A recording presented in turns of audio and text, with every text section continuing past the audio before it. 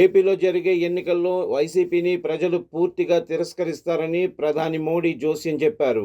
ఇప్పుడు అసెంబ్లీ ఎన్నికలు జరిగే రాష్ట్రాల్లో ఎన్డీఏదే అధికారం. వైసీపీ ఏపీ అభివృద్ధిని తిరోగమనం పట్టించింది. చంద్రబాబు హయాంలో ఏపీ అభివృద్ధిలో నంబర్ 1గా ఉండేది. జగన్ 5 ఏళ్ల హయాంలో పాలన పట్టాలు తప్పింది. వైసీపీ రాష్ట్రాన్ని అప్పుల ఊబిలోకి నెట్టింది. జగన్ పాలనలో అభివృద్ధి 0, అవినీతి 100% అని ఆయన దుయ్యబట్టారు.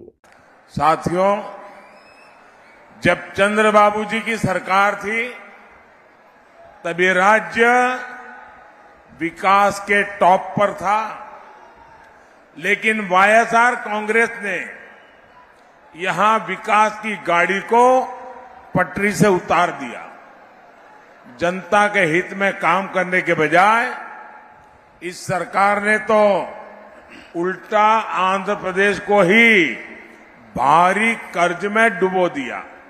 इसलिए देश हो या प्रदेश, आज विकास का एक ही गारंटी है और वो गारंटी है एनडीए।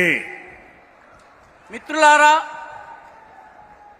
అవిభక్త ఆంధ్రప్రదేశ్ ఉన్నప్పుడు చంద్రబాబు నాయుడు గారి ప్రభుత్వం ఉండింది.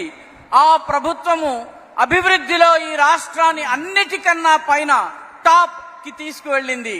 కానీ రాష్ట్రం ఏర్పాటైన తరువాత వైఎస్ఆర్ కాంగ్రెస్ ఈ అభివృద్ధి రథం ఏదైతే ఉందో దాన్ని పట్టాలు తప్పించింది. ప్రజల హితం కోసం, మేలు కోసం పనిచేయడానికి బదులు ఈ ప్రభుత్వము ఆంధ్రప్రదేశ్ ని భారీ అప్పుల ఊబిలో కూరుకుపోయేలా చేసింది. కాబట్టి దేశమైన, ప్రదేశమైన, దేశమైన, రాష్ట్రమైన నేడు అభివృద్ధికి ఉన్నటువంటి ఏకైక గ్యారంటీ ఎన్డీఏ.